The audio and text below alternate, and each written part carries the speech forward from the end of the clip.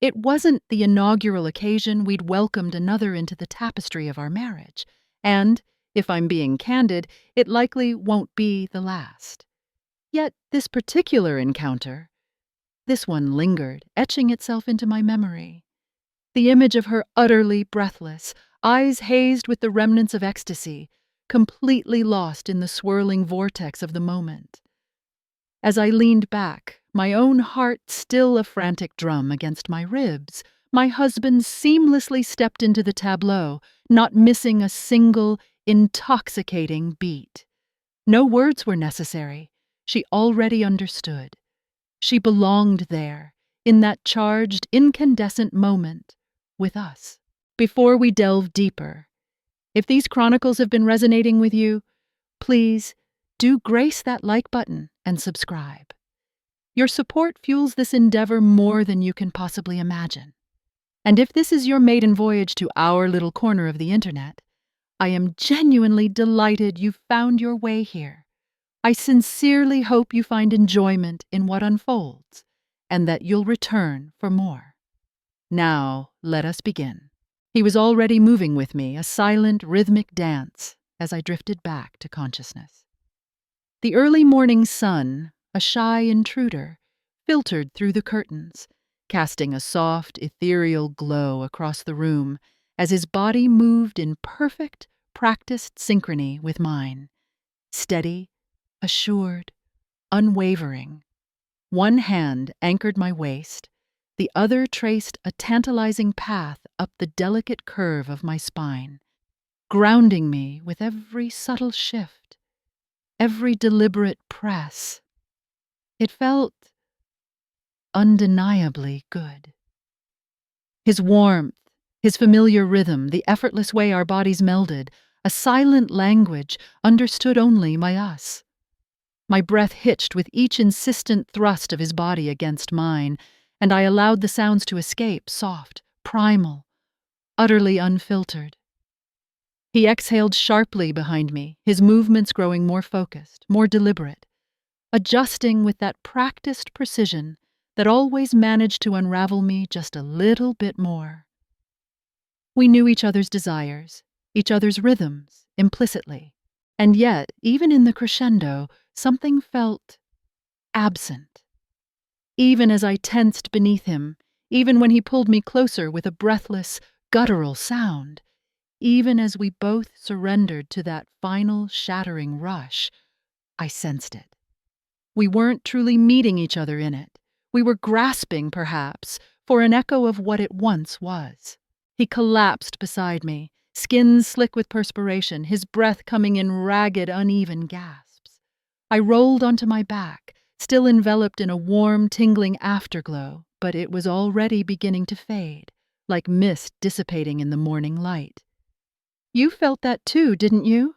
I asked, my voice a quiet murmur in the stillness. He glanced over, a wry, crooked smile playing on his lips. It was good. I nodded once, a small knowing gesture. Exactly, good. He chuckled, a low rumble in his chest, brushing a stray tendril of hair from my forehead.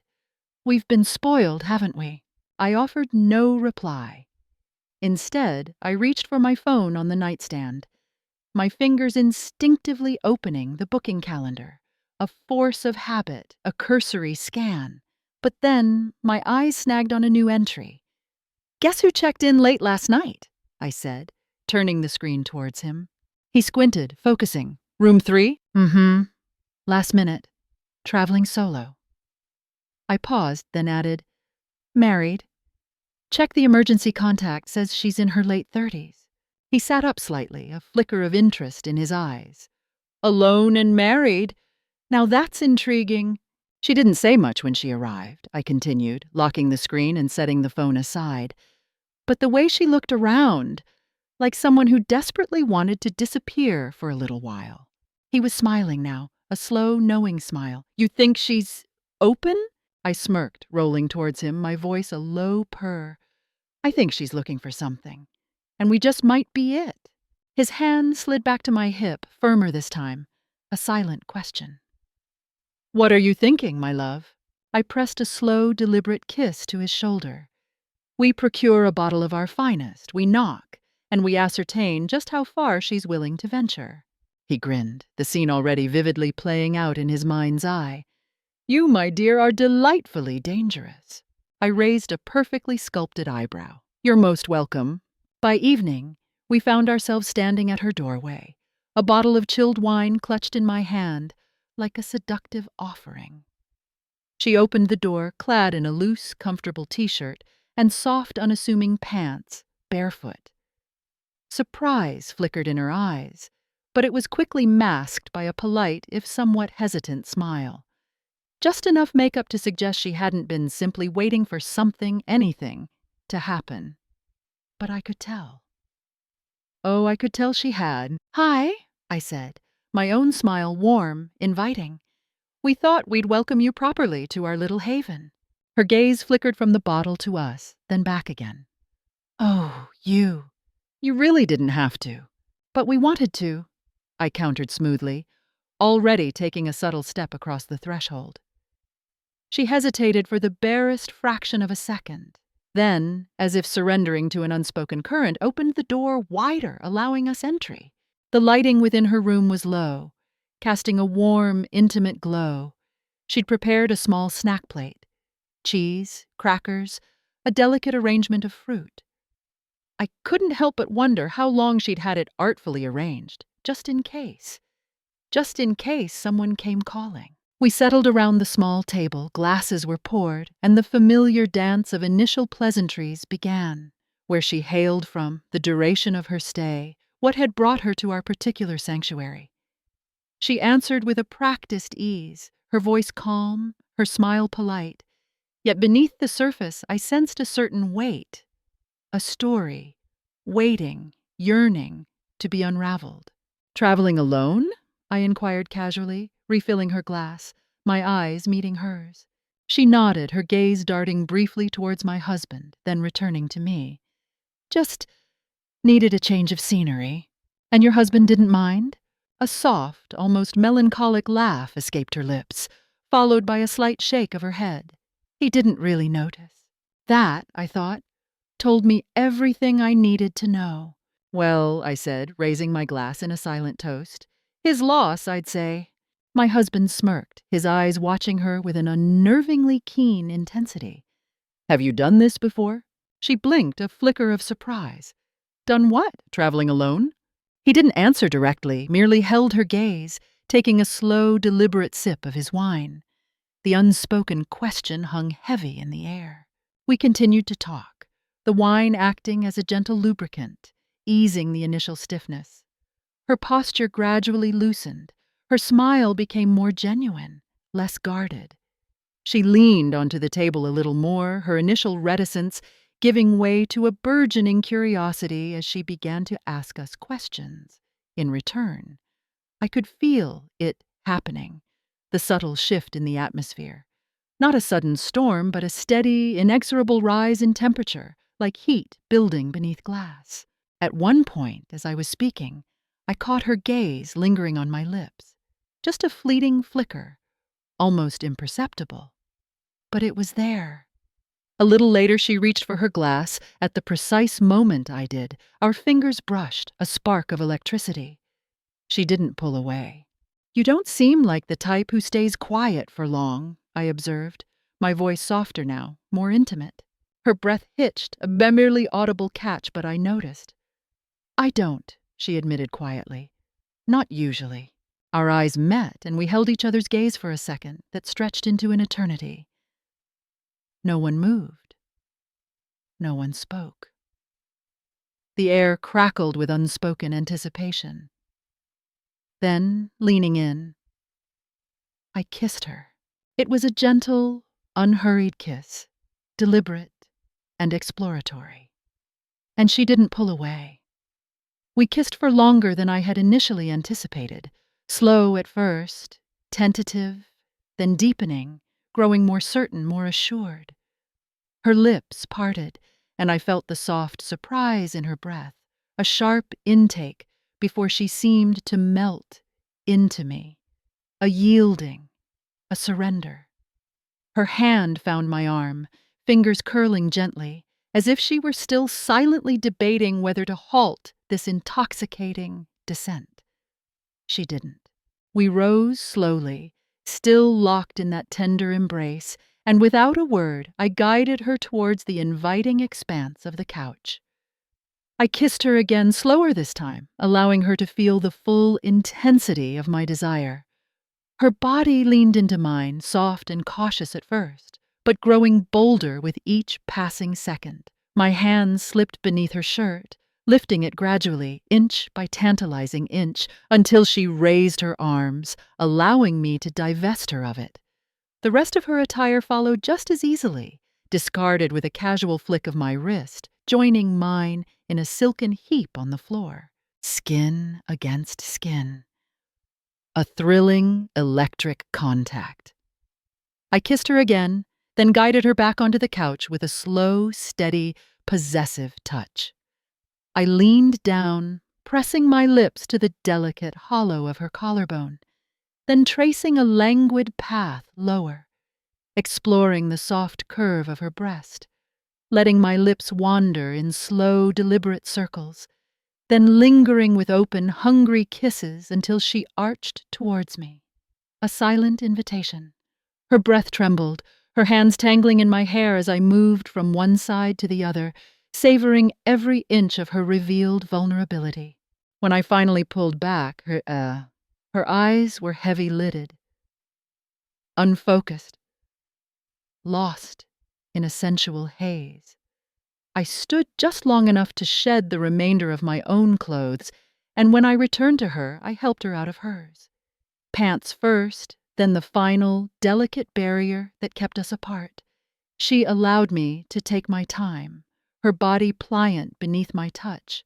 I kissed a trail along her stomach, her hips, the sensitive crease where her thigh began. She was already shifting beneath me, her thighs relaxing, parting gradually, inviting me closer, deeper.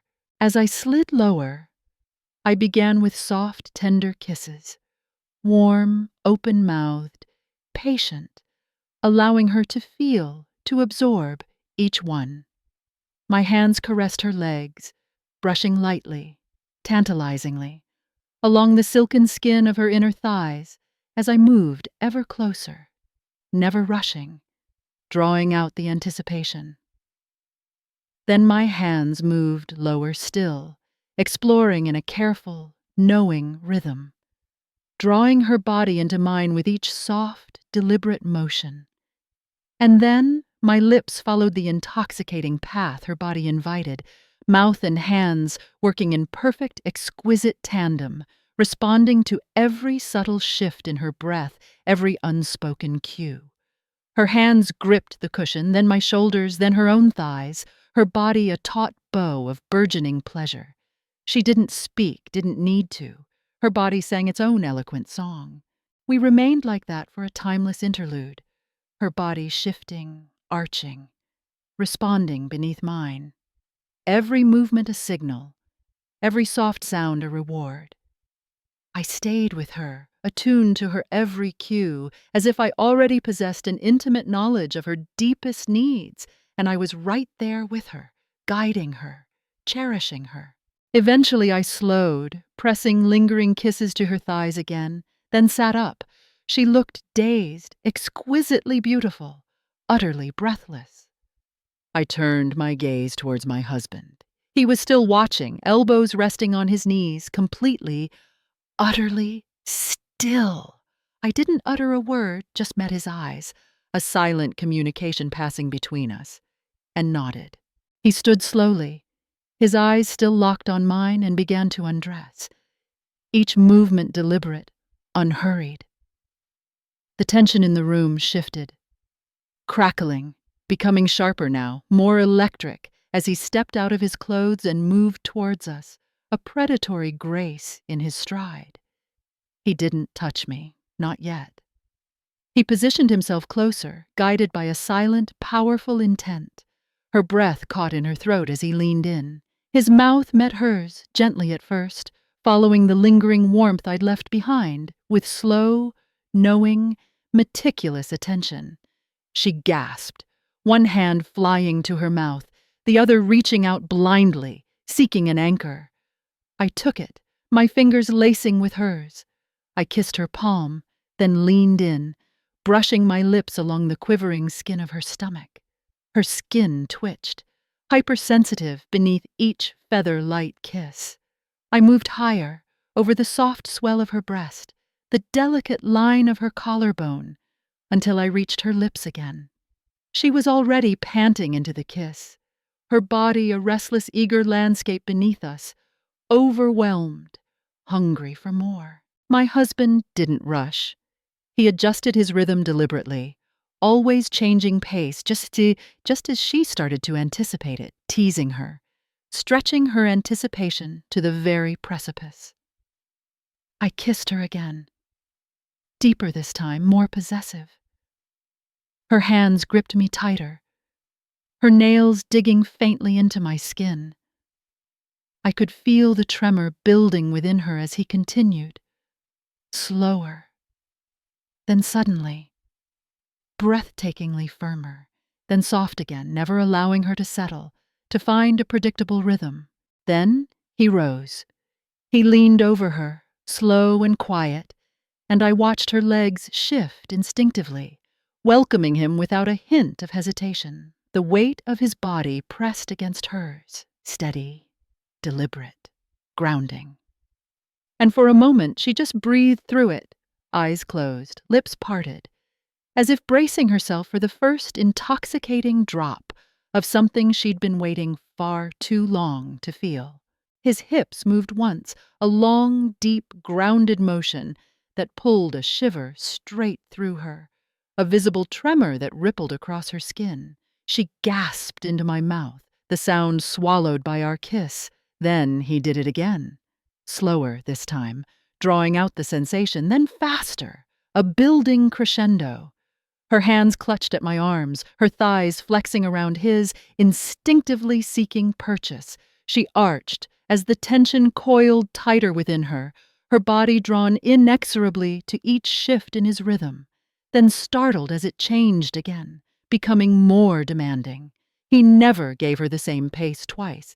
He held back just long enough to make her chase it, to make her yearn for it, then challenged her rhythm, switching between sudden, driving urgency and an aching, exquisite restraint. Her entire body moved with him, every muscle drawn taut, every breath shortened by surprise, by pleasure. I stayed close, my lips a constant presence, kissing along her throat, her chest, her lips, whispering wordless reassurances, wordless incitements. She was caught between us, a willing captive, stretched between motion and stillness, between being held and being utterly, gloriously undone. Her legs wrapped tighter around him, her nails dug a little deeper into my skin, and still he didn't stop. He leaned into her rhythm with a focused, driving purpose, then withdrew just enough to unsteady her again, to keep her teetering on that delicious edge. Unpredictable, relentless, exquisite. She writhed beneath us, pulled taut in every direction, never sure where the next wave of sensation would come from, only that it would, inevitably, come. Then I felt it. Her breath caught, a sharp, ragged intake. Her fingers froze clutching at me. Her whole body held utterly still for a heart-stopping moment, then unraveled beneath us, a spectacular, shuddering release. With one final convulsive rush, she collapsed, trembling, breathless, completely, utterly undone. We both stayed close, watching her, holding her, our smiles tinged with a shared, possessive satisfaction. We helped her up gently, our touch tender, solicitous, but we weren't gentle for long. I settled back onto the couch, open and ready, an explicit invitation in my posture. My husband guided her forward with one hand on the small of her back, the other tangled gently in her hair. She sank to her knees before me without a moment's hesitation. He kept a hand at the nape of her neck, guiding her forward, positioning her perfectly, right between us. The first contact was soft, tentative, curious, but he was a firm presence behind her, and I could feel her flinch, a subtle, involuntary movement, as he adjusted her hips, realigned her focus, her attention. She wasn't leading this moment, we were, and she was beginning with a dawning awareness to realize it. She moved gently at first, still learning how to follow my lead, my silent cues. I kept my hand tangled in her hair, steadying her, controlling the pace, the rhythm. She tried to pull back once, just to pause, to catch her breath, and I guided her to stay with me a moment longer. Not unkindly, never unkindly, just enough to help her surrender, to relinquish control, to lose herself in the sensations we were orchestrating. He stepped in close behind her, his hands finding her waist, his touch firm, possessive. One grounded, powerful motion pulled a soft jolt through her. She didn't pull away. She kept going, even as his rhythm began to build, a steady, insistent tempo. Every time he moved, her body followed, not by command, but by an undeniable, irresistible design. I felt it through her, every subtle motion, every slight adjustment, every uneven, warm breath, so close, so intimate. I tilted her head slightly, my gaze drawn to her face. Her eyes were wide now, not with fear, but with a kind of dazed, overwhelmed surrender. He was getting rougher, his movements more demanding. She didn't stop. I looked up, my eyes meeting his. He was watching me again, and what I saw reflected in the depths of his eyes, that raw, possessive fire, made my stomach tighten. A delicious, coiling sensation. This wasn't soft anymore. This wasn't about gentle seduction or patient exploration. This was about taking what we wanted, what we all wanted, and watching each other revel in the exquisite pleasure of it. She let out a soft, uneven breath, a little whimper of surrender. I shushed her gently, my fingers stroking the sensitive skin at the back of her neck. "Good," I whispered, my voice a low, encouraging murmur. "Keep going." His pace shifted, slowing for a moment, then deepening, then, with a sudden, breathtaking intensity, becoming utterly still. I felt the pause, the charged anticipation, then a sudden, sharp intake of her breath. His posture shifted, and so did hers, a subtle realignment. He started again, rougher now, more deliberate, each thrust a powerful declaration. Her shoulders shook with each demanding movement, her breath stuttering, catching in her throat. I kept her steady, my hands a firm anchor, allowing her to feel everything we were giving her, everything we were taking. She was falling apart, piece by exquisite piece, and we were holding her there, suspended in that shattering, incandescent moment. I watched his face as he took complete control, his features flushed, his expression intensely focused, utterly, magnificently undone. That was what finally broke me. Seeing him like that, so completely in command, so utterly lost in the moment, watching me as he worked her deeper, further, into the vortex of our shared desire, made something vital unravel deep inside me. She was trembling violently now, her hands clinging to me for purchase, for reality.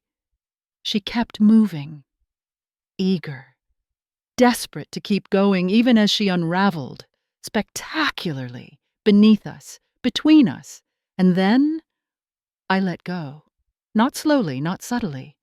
My whole body tensed, arched forward, a silent scream of pleasure, and I held her firmly in place as wave after relentless wave of ecstasy took me, consumed me. He watched it happen, his eyes locked on mine, a fierce, burning intensity in their depths, and I could see how close he was, teetering on that same precipice. But he didn't stop. Not yet. She broke next. I felt it in the way she collapsed forward, completely spent, utterly undone by everything we had given her, everything she had given us. And that final, complete surrender was what finally, irrevocably, did it for him. He stilled, his breath caught, his eyes locked on mine, and then, with a guttural groan, he gave in to the consuming rush. She dropped forward, shaking like a leaf in a storm. He stepped back, his breath ragged, his hands still resting lightly on her. A lingering connection. We locked eyes, our gazes wild, spent, yet still burning with an insatiable fire.